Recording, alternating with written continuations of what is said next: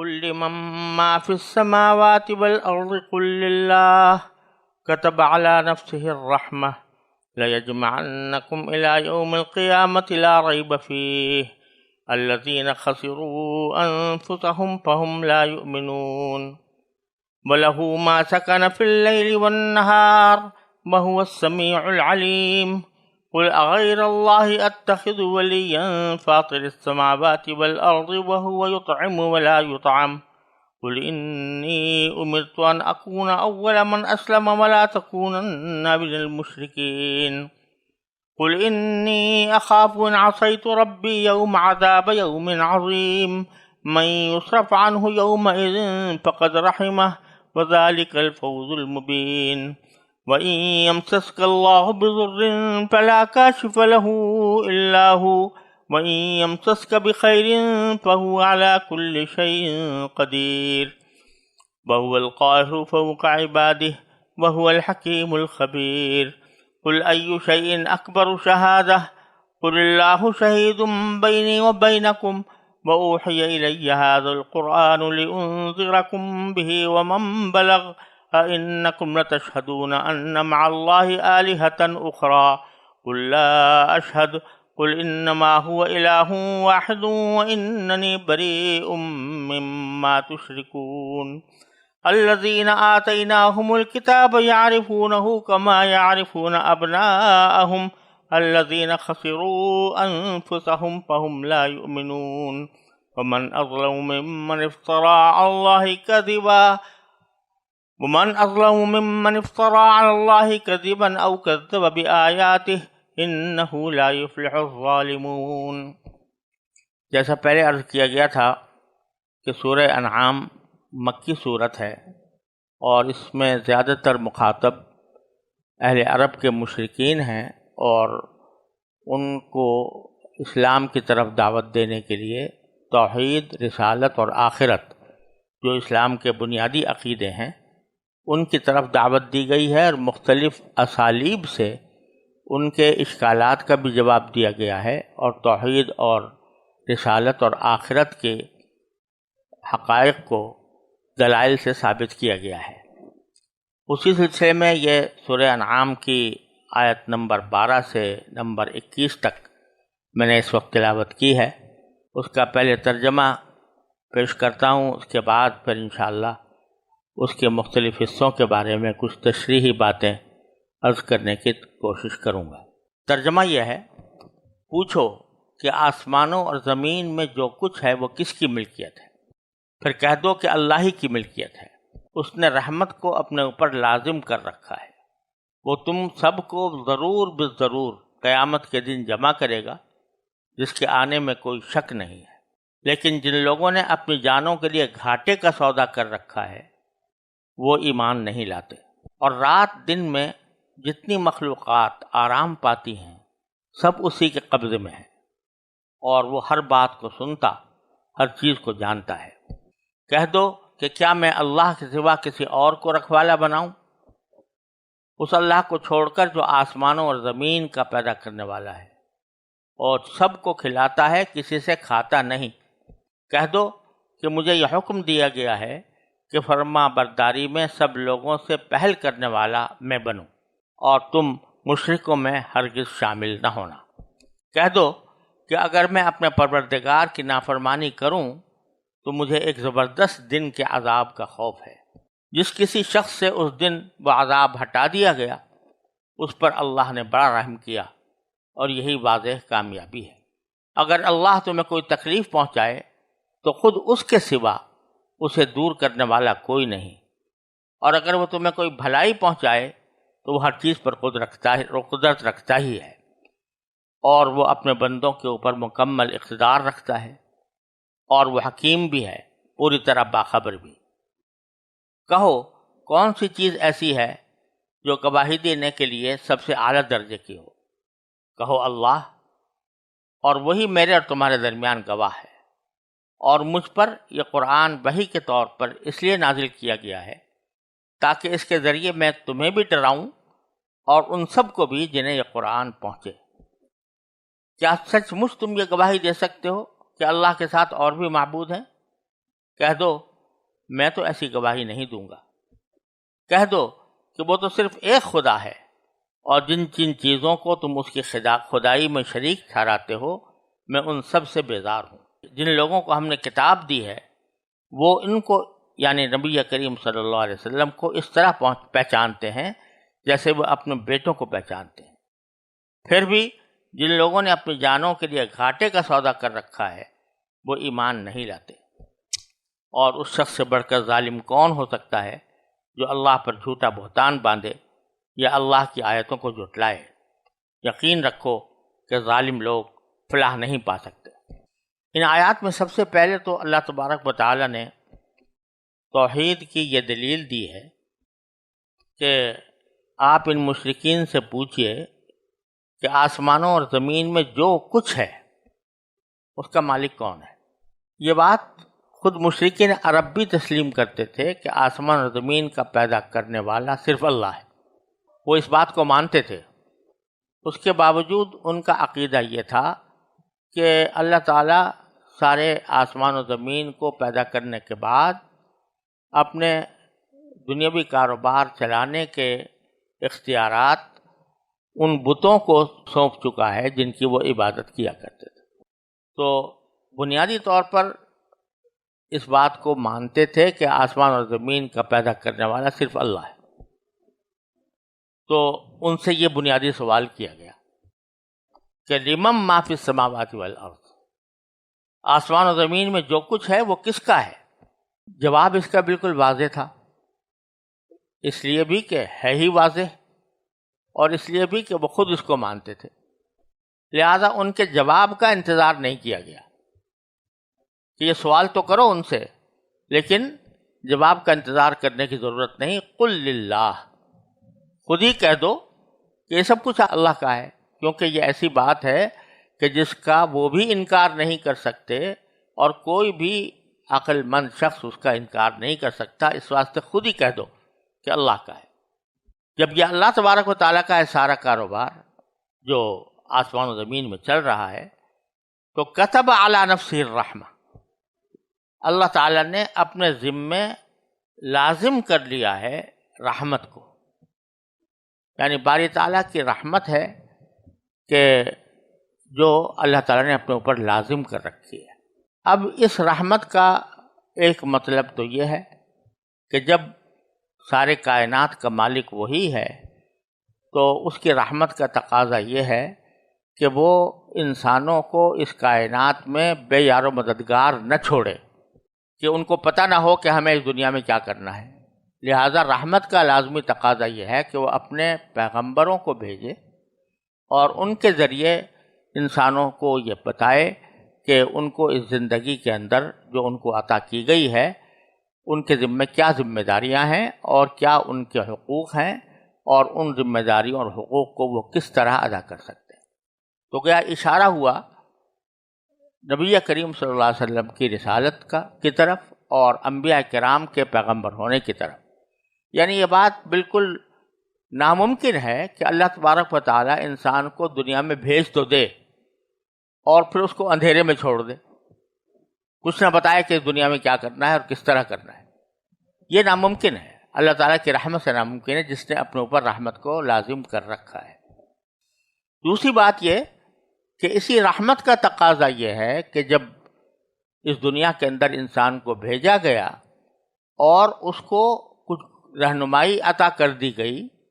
پیغمبروں کے ذریعے کہ فلاں کام کرنا ہے فلاں کام نہیں کرنا، تو اب کچھ لوگ تو پیغمبر کی بات مانیں گے اور کچھ انکار کریں گے، یا کچھ مانیں گے اور کچھ نافرمانی کریں گے۔ تو یہ بات بھی اللہ تعالیٰ کی رحمت سے بعید ہے، ناممکن ہے کہ اللہ تبارک و تعالیٰ نے سارا کارخانہ بیکار پیدا کر دیا ہو اور جو حکم ماننے والے ہیں ان میں اور جو حکم کی خلاف ورزی کرنے والے ہیں ان میں کوئی فرق نہ رہے، یہ بھی کھا پی کر مر جائیں اور وہ بھی کھا پی کر مر جائیں۔ لازماً کوئی ایسا وقت آنا چاہیے کہ جس وقت میں اللہ تبارک و تعالیٰ اپنی رحمت کے ذریعے ایسا وقت لائیں جس میں فرما برداروں کو جزا ملے ان کی فرما برداری کا صلہ ملے اور ثواب ملے، اور جو نافرمان ہیں یا ظالم ہیں ان کی نافرمانی اور ظلم کا ان کو وہاں پر بدلہ ملے۔ تو اللہ تعالیٰ کی رحمت کے دونوں تقاضے ہیں۔ ایک تقاضا یہ ہے کہ وہ پیغمبر بھیجے اور انسان کو بتائے کہ اسے کیا کرنا ہے، اور دوسری رحمت کا تقاضا یہ ہے کہ وہ اچھے برے کا فیصلہ کرنے کے لیے اور ظالم اور منصف کے درمیان فیصلہ کرنے کے لیے کوئی وقت ایسا رکھے جس میں اچھے کام کرنے والوں کو ثواب دیا جائے اور جو برے کام کرنے والے ہیں ان کو ان کے برے کام کا بدلہ دیا جائے۔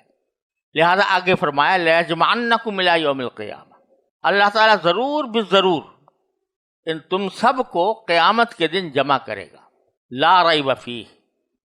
اور اس دن کے واقع ہونے میں کوئی شک کی گنجائش نہیں۔ لَيَجْمَعَنَّكُمْ إِلَىٰ يَوْمِ الْقِيَامَةِ، اگر ظاہری نظر سے دیکھا جائے تو شاید یہ کہا جاتا کہ لَيَجْمَعَنَّكُمْ فِي يَوْمِ الْقِيَامَةِ، کہ قیامت کے دن تم کو جمع کرے گا، دن میں جمع کرے گا، لیکن یہاں الہ یوم القیامہ فرمایا گیا۔ الہ کا جو لفظ ہے عربی زبان میں وہ کسی چیز کے رفتہ رفتہ حاصل ہونے اور بتدریج وہاں تک پہنچنے کے لیے استعمال ہوتا ہے۔ جیسے میں یہ کہا جاتا ہے کہ ذهبت الى مکہ، تو مطلب میں گیا مکے کی طرف، تو مکے کی طرف جانے کا مطلب یہ ہے کہ ایک دم سے مکہ نہیں پہنچ گیا، بلکہ راستہ طے کر کے مکہ مکرمہ پہنچا۔ تو یہاں پر بھی لَيَجْمَعَنَّكُمْ إِلَىٰ يَوْمِ الْقِيَامَةِ کے معنی یہ ہے کہ تم کو جمع کرے گا، رفتہ رفتہ سب کو جمع کرے گا قیامت کے دن۔ یعنی دنیا میں بہت سے لوگ ہیں جو جی رہے ہیں، ابھی زندگی گزار رہے ہیں، رفتہ رفتہ وہ ایک ایسے جگہ پر پہنچیں گے کہ جہاں پھر ان کو قیامت کے دن جمع کر لیا جائے گا، اور اس کے قیامت کے آنے میں کوئی ادنا شک بھی نہیں ہے۔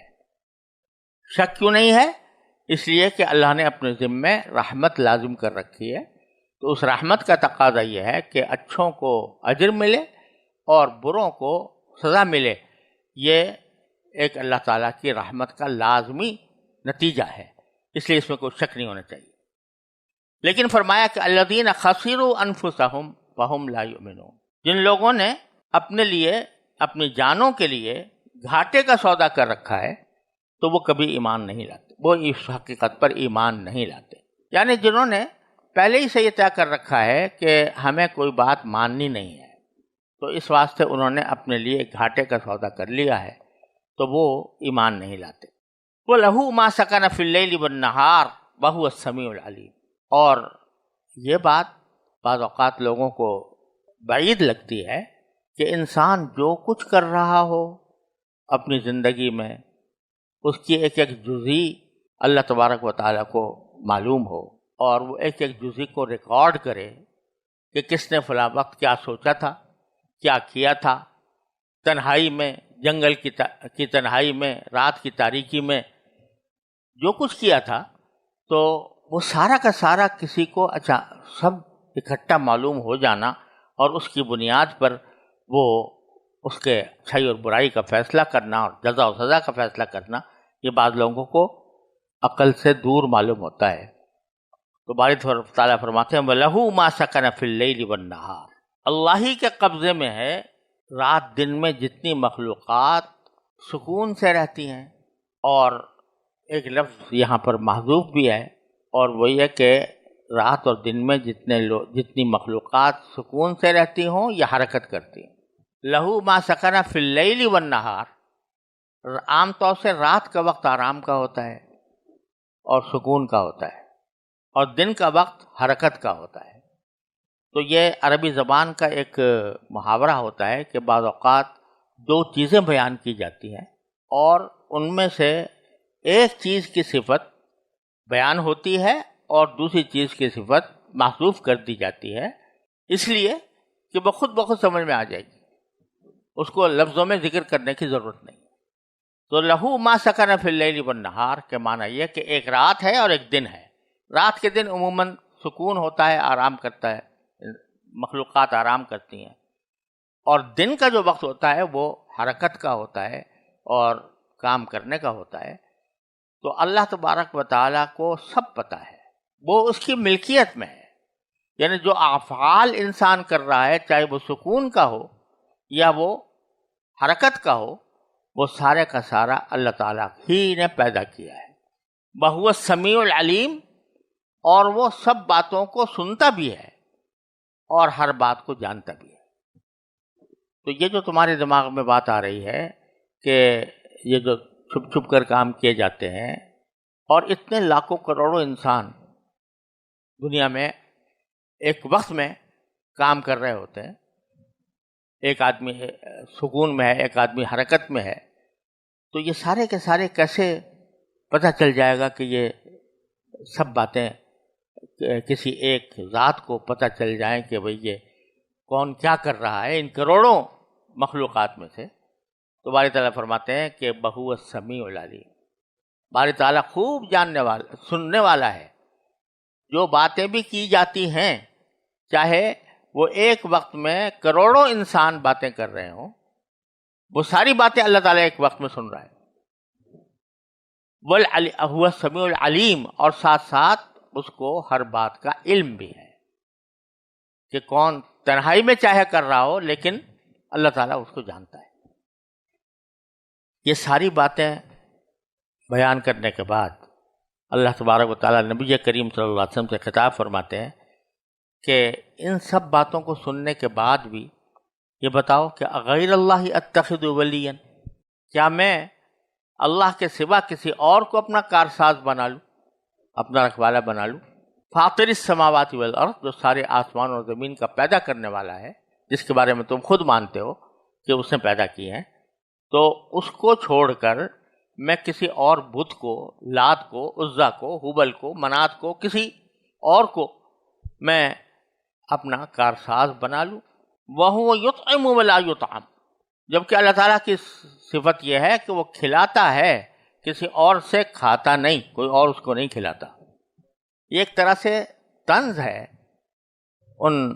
مشرکین مکہ کے بتوں پر، کیونکہ وہ لوگ بتوں پر چڑھاوے چڑھایا کرتے تھے، اور اس میں بعض اوقات کھانا بھی لا کر رکھ دیتے تھے، اور ان کا عقیدہ یہ تھا کہ یہ بت جو ہیں فلاں کھانا پسند کرتے ہیں، اور فلاں کھانا ان کو اچھا لگتا ہے، اور فلاں چیز کھانے کی خوشبو سے یہ لطف اندوز ہوتے ہیں، اور ان کے کھانے میں ان کو مزہ آتا ہے، تو اس کی وجہ سے ہم ان کو کھلائیں گے اور ان کو لذت پہنچائیں گے، تو پھر ہم ہمارا کام بنائیں گے. تو اللہ تعالیٰ فرماتے ہیں کہ ارے بھائی، جو بت یا جو ذات وہ کھانا کھانے کی محتاج ہو، دوسروں کی محتاج ہو کھانا کھانے میں، تو وہ کیا اس لائق ہو سکتی ہے کہ اس کی عبادت کی جائے؟ اللہ تعالیٰ کی شان تو یہ ہے کہ وہ یطعم ولا یطعم، وہ دوسروں کو کھلاتا ہے، اس کو کوئی نہیں کھلاتا. تو اس لیے یہ جو تم نے آسمان و زمین کے پروردگار کے سوا دوسرے کارساز بنا رکھے ہیں، تو یہ کسی بھی طرح تمہاری یہ روش عقل کے مطابق نہیں ہے. یہیں پر یہ بھی سمجھ لینا چاہیے کہ یہاں پر لفظ جو استعمال کیا ہے وہ اتخذ ولیا، کیا اللہ کے سوا کسی اور کو میں اپنا رکھوالا یا کارساز بناؤں؟ یہاں الہن نہیں کہا، کہ یہ نہیں کہا کہ اللہ کے سوا کسی اور کو معبود بناؤ، بلکہ فرمایا کہ میں اللہ کے سوا کیا کسی اور کو اپنا کارساز بناؤں، اپنا رکھوالا بناؤں، مشکل کشا بناؤں. اس سے اشارہ اس طرف ہے کہ صرف بات بتوں کی نہیں ہے، بلکہ دنیا کے اندر بھی جو لوگ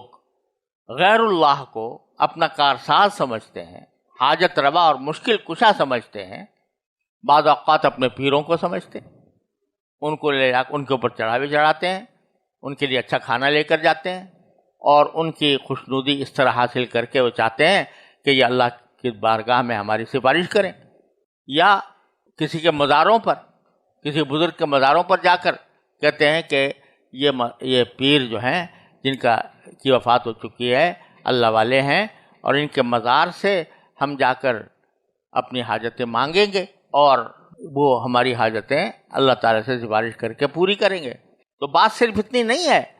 کہ اللہ کے سوا کسی کو معبود نہ مانا جائے، بلکہ توحید کا تقاضا یہ ہے کہ اللہ کے سوا کسی کو کارساز نہ بنایا جائے. چاہے کہہ دے کہ بھیا ایک ہی اللہ کو ہم مانتے ہیں، بے شک ایک کو مانتے ہیں، لیکن جا کر تم مشکل کشائی اور حاجت روائی کے لیے اللہ کے سوا کسی اور کی طرف رجوع کرتے ہو، اور کسی مزار پر جا کر یہ سمجھتے ہو کہ یہ ہمیں اولاد دے دے گا، یہ ہمیں ہماری حاجتیں پوری کر دے گا، یا یہ ہماری خوشی کا کوئی کام کر دے گا، اور اس کو ہم کھلائیں گے، اس کے اوپر نذرانے چڑھائیں گے تو اس کے نتیجے میں یہ ہم سے خوش ہوگا اور اللہ تعالیٰ سے سفارش کرے گا. یہ سب شرک کے اقسام ہیں، شرک کی اقسام ہیں. تو اس لیے اتخذ ولیا فاطر السماوات والارض وهو یطعم ولا یطعم قل انی امرت ان اکون اول من اسلم. پھر ان سے یہ بھی کہہ دیجئے کہ مجھے حکم یہ دیا گیا ہے کہ میں پہلا شخص ہوں جو فرما بردار بنے، فرما برداری میں سب سے پہل کرنے والا میں ہوں. یہ حکم دیا گیا. اس سے اشارہ اس طرف ہے کہ جب کوئی شخص کسی کو کسی کام کے لیے دعوت دے تو سب سے پہلے اس کے اوپر خود عمل کر کے دکھائے. اگر دوسروں کو اللہ کا فرما بردار بنانا چاہتا ہے تو پہلے خود فرما بردار بنے. وَلَا تَكُونَنَّ مِنَ الْمُشْرِكِينَ، اور نبی کریم صلی اللہ علیہ وسلم کا خطاب ہے کہ ہرگز تم مشرکوں میں شامل نہ ہونا. حالانکہ بظاہر یہ بات ناممکن تھی کہ نبی کریم صلی اللہ علیہ وسلم شرک کریں یا شرک کی حمایت کریں یا مشرکوں میں شامل ہوں، کیونکہ رسول کریم صلی اللہ علیہ وسلم تو اس زمانے میں بھی شرک سے پرہیز کرتے رہے جب تک آپ کے اوپر وحی بھی نہیں آئی تھی. اس وقت بھی آپ نے شرک نہیں کیا تھا. لیکن یہاں آپ سے خطاب کر کے یہ ایک طرح سے پورے انسانوں کو ایک پیغام دیا جا رہا ہے کہ جب ہم اپنے پیغمبر سے یہ کہہ رہے ہیں کہ تم مشرکوں میں شامل نہ ہونا، تو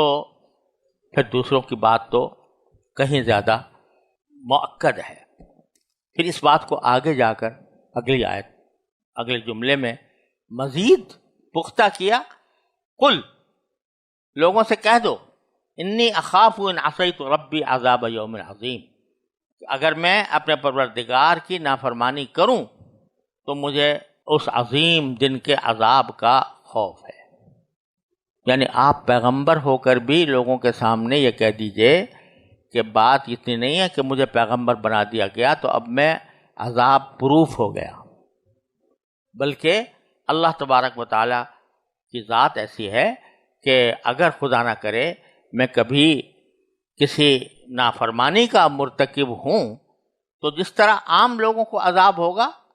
تو مجھے بھی ہوگا. لہذا جس چیز کی میں تمہیں دعوت دے رہا ہوں اس پر سب سے پہلے میں عمل پیرا ہوتا ہوں، اور جس چیز سے تمہیں ڈرا رہا ہوں تو اس سے خود اپنے آپ کو مجتنب رکھتا ہوں، الگ رکھتا ہوں. کیونکہ بات یہ نہیں ہے کہ میں جب کہ پیغمبر بن گیا تو اب اس کے بعد چاہے الیاذ باللہ میں نافرمانی بھی کروں تب بھی میں عذاب سے بچا رہوں گا. نہیں، اگر میں نافرمانی کروں گا تو مجھے خود خوف ہے کہ مجھے عذاب نہ پہنچ جائے. تو اس سے بتایا گیا ہے کہ جو مبلغ ہو یا داعی ہو کسی چیز کا،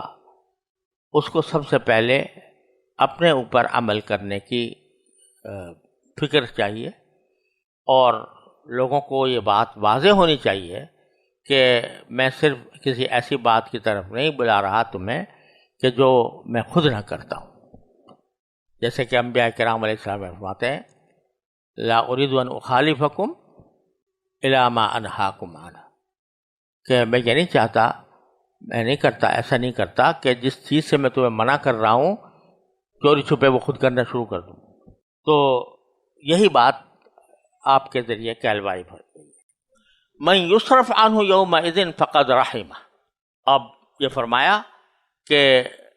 جس شخص سے وہ عذاب، آخرت کا عذاب پھیر دیا گیا، ٹلا دیا گیا کہ اب اس کو یہ عذاب نہیں ہوگا، تو اللہ نے اس پر بڑا رحم کر دیا. یہاں جو بات اس جملے سے واضح ہو رہی ہے وہ یہ ہے کہ کسی نیک کو نیکی کا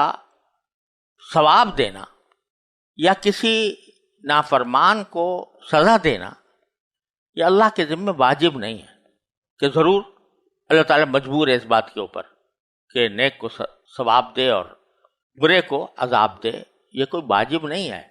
یہ بھی اللہ تعالیٰ کی رحمت ہے کہ وہ اگر کسی نیک آدمی کو کوئی ثواب دیتا ہے اس کے عمل پر، تو اس وجہ سے نہیں کہ وہ اس عمل کے ذریعے مستحق بن گیا ثواب کا، اور اس بات کا مستحق بن گیا کہ اس سے وہ عذاب ٹلا دیا جائے، کیونکہ اللہ تبارک و تعالیٰ تو کسی کا محتاج نہیں ہے اور سب کا خالق و مالک ہے، لہذا وہ کسی بات پر مجبور نہیں ہے کہ کسی نے مجبور کیا اس کو کہ تم اس کو ضرور ثواب دینا یا اس کو ضرور سزا دینا، بلکہ یہ اللہ تعالیٰ کا کرم ہے۔ اسی وجہ سے حدیث میں رسول کریم سرورت عالم صلی اللہ علیہ وسلم فرمایا کہ کوئی بھی شخص جنت میں اپنے عمل کی وجہ سے نہیں جائے گا، اور وہ صرف اللہ تعالیٰ کی رحمت کی وجہ سے جائے گا۔ صحابہ کرام نے پوچھا کہ یا رسول اللہ کیا آپ بھی؟ تو آپ نے فرمایا میں بھی، یعنی جو کچھ میں عمل کرتا ہوں وہ بذات خود اس بات کا مستوجب نہیں ہے کہ اللہ تعالیٰ کو مجبور کر دے کہ مجھے ضرور ثواب دے۔ اور یوں بھی اگر دیکھا جائے تو انسان کا جو عمل ہوتا ہے نیک کام، وہ تو چند لمحوں میں انجام پا جاتا ہے، اور ثواب ایسی چیز ہے جو ابدی ہے، غیر متناہی ہے۔ اس واسطے کسی کا بھی عمل بذات خود اس لائق نہیں ہے کہ اللہ تبارک و تعالیٰ اس سے عذاب کو دور کرے، لیکن جب اللہ تعالیٰ اپنی رحمت سے عذاب دور کر دیتا ہے تو سمجھو اس کے اوپر اللہ نے رحمت کر دی، رحمت سے ڈھانپ لیا۔ من یصرف عنہ یومئذ، جس سے وہ ٹلا دیا گیا عذاب، فقد رحمہ، تو اللہ تعالیٰ اس کے ساتھ رحم کا معاملہ کرتا ہے۔ یہ بتایا اس سے سبق مل رہا ہے کہ کوئی شخص یہ نہ سمجھے کہ میں نے اپنا نیک عمل کیا، برائی سے محفوظ رہا، تو اب بس میں مستحق بن گیا۔ مستحق کوئی نہیں ہے اللہ تعالیٰ کے مقابلے میں، لیکن یہ اللہ تعالیٰ نے چونکہ پیچھے کہہ دیا کہ میں نے اپنے اوپر رحمت لازم کر لی ہے، خود اپنے ذمہ لازم کر لی ہے، لہٰذا اس رحمت کی وجہ سے اس کو عذاب سے بچا لیا جائے گا۔ وَذَلِكَ الْفَوْزُ الْمُبِينُ، اور یہی ہے بڑی کامیابی، کھلی کامیابی، کہ انسان اللہ تعالیٰ کے عذاب سے محفوظ ہو جائے۔ وَإِن يَمْسَسْكَ اللَّهُ بِضُرٍّ فَلَا كَاشِفَ لَهُ إِلَّا هُوَ، اور یہ بڑا زبردست اصول بیان فرما دیا کہ اللہ تبارک و تعالیٰ اگر کسی شخص کو کوئی نقصان پہنچانا چاہے، تمہیں کوئی تکلیف پہنچائے، تو خود اس کے سوا کوئی اور اس کا دور کرنے والا نہیں ہے۔ کوئی سمجھے کہ میں اپنی اس تکلیف کو خود دور کر لوں گا، یہ اس کی رحمت کے بغیر نہیں ممکن، جب تک اللہ اس کو دور نہ کرے۔ فَيَمْسَسْكَ اللَّهُ بِضُرٍّ، کہ اللہ تعالیٰ اگر تمہیں کوئی تکلیف پہنچائے، فَلَا كَاشِفَ لَهُ إِلَّا هُوَ، تو اس تکلیف کو دور کرنے والا سوائے اس کے کوئی نہیں۔ جہاں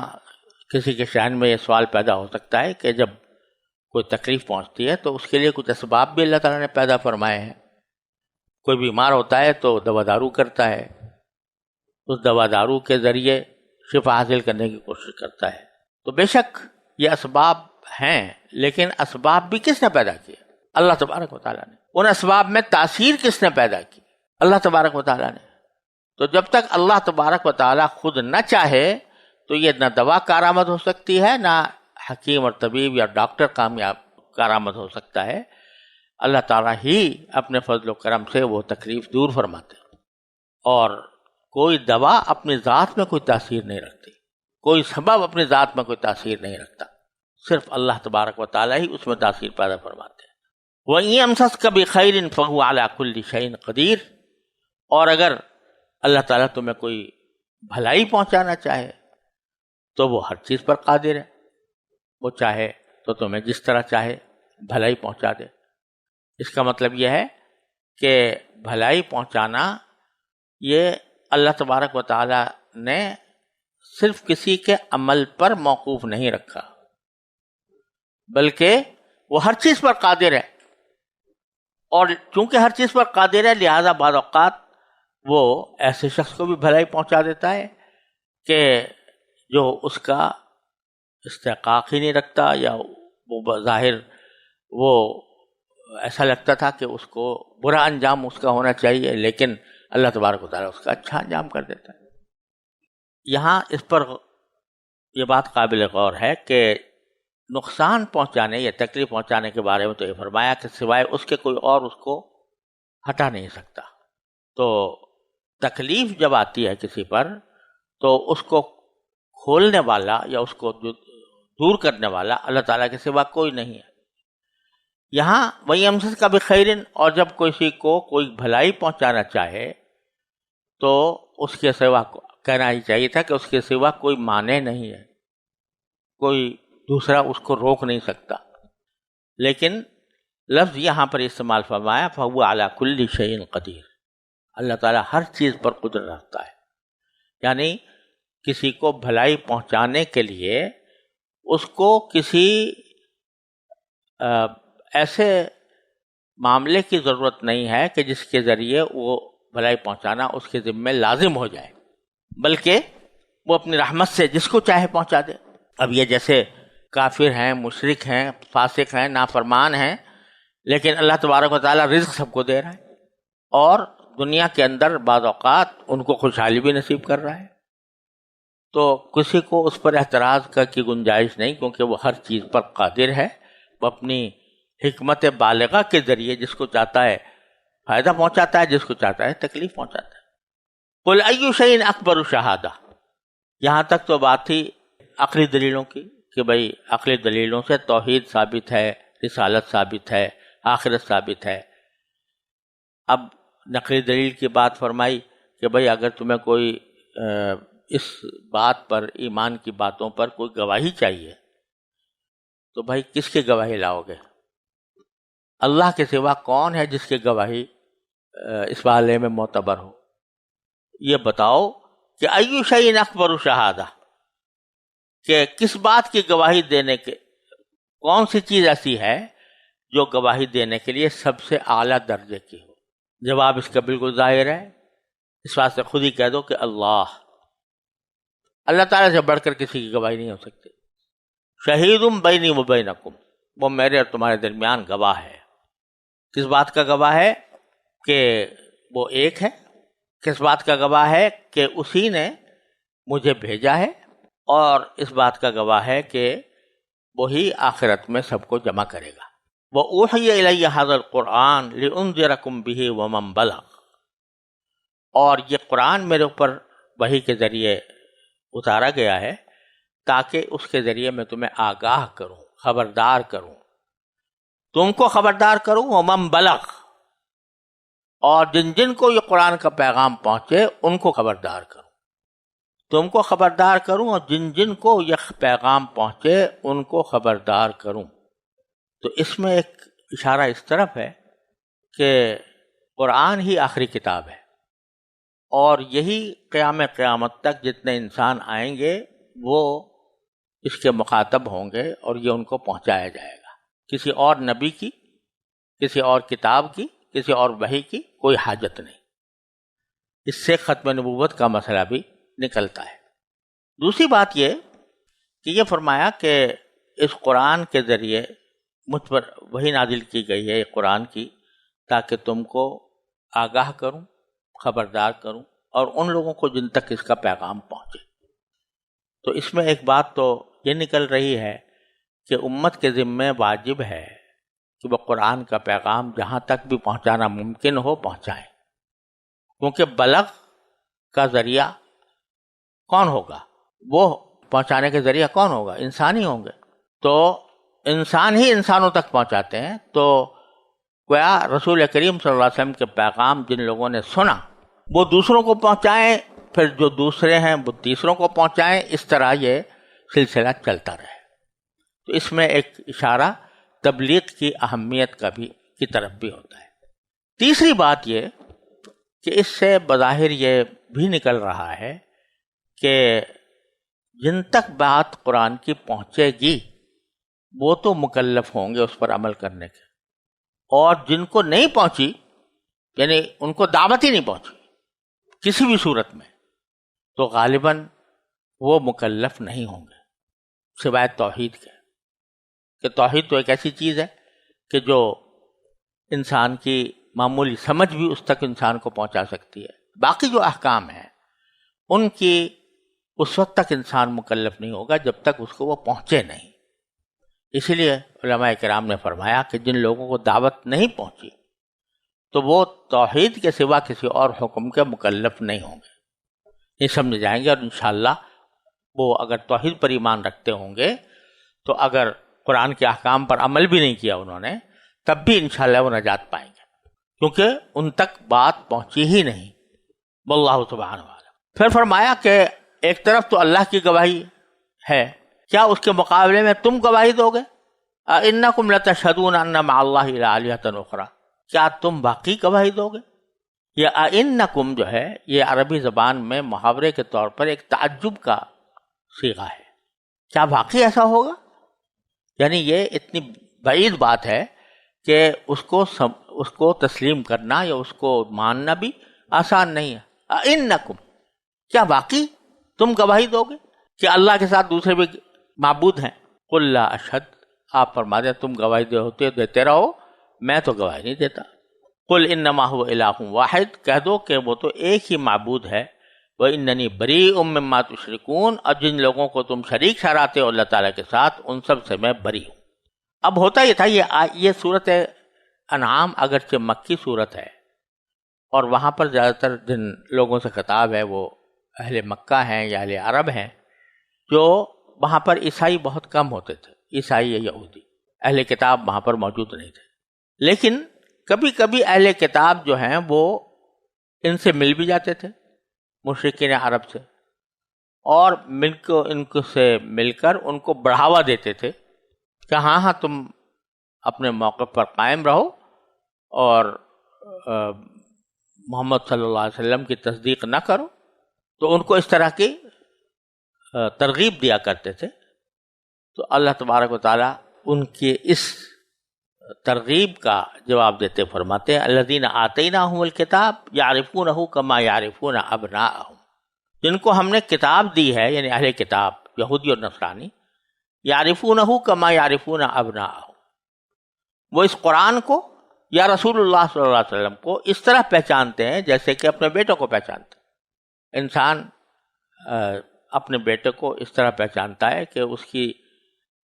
ذرا سی بھی کہیں سے آہٹ آ جائے تو وہ اس کو پہچان لیتا ہے کہ میرا بیٹا ہے، اس کو باقاعدہ تعارف کرانے کی ضرورت نہیں ہوتی۔ تو اسی طرح اہل کتاب جو ہیں وہ نبی کریم صلی اللہ علیہ وسلم کو نبی آخر الزمان صلی اللہ علیہ وسلم ہونے کی حیثیت سے اس طرح پہچانتے تھے جیسے اپنے بیٹوں کو پہچانتے ہیں۔ لیکن کیا کریں کہ باوجود اس کے کہ وہ پہچانتے ہیں لیکن پھر بھی مانتے نہیں، اور الذین خسروا انفسہم فہم لا یؤمنون، یہی جملہ پھر دوبارہ دہرایا کہ جن لوگوں نے گھاٹے کا سودا کر لیا ہے وہ ایمان نہیں لاتے، اور پھر فرمایا کہ ومن اظلم ممن افترى علی اللہ کذبا او کذب بآیاتہ، اس سے بڑا ظالم کون ہوگا کہ جو اللہ پر جھوٹا بہتان باندھے یا اللہ کی آیتوں کو جھٹلائے۔ دونوں بڑے بہتان تراز ہوں گے، ایک وہ